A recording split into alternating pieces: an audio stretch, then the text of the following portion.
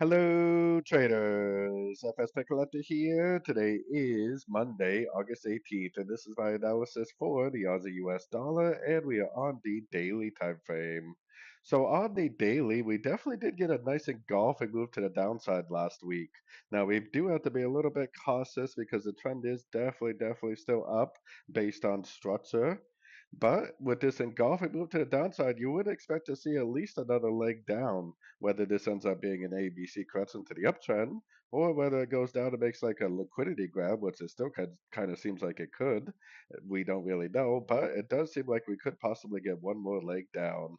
So going down to the 1 hour time frame, I got my Fibonacci retracement out here. I'm looking for one, two, three-way pullbacks. I'm looking for Fibonacci retracement bounces. We already got one up. We already got one down. Maybe we'll go up again, maybe not. I just know that I am definitely looking for three-way pullbacks and Fibonacci bounces and golfing moves to the downside to go short for hopefully the continuation of this downtrend. So anyways, don't forget to check out my website linked over here in the corner. And as always, thank you for watching and happy trading.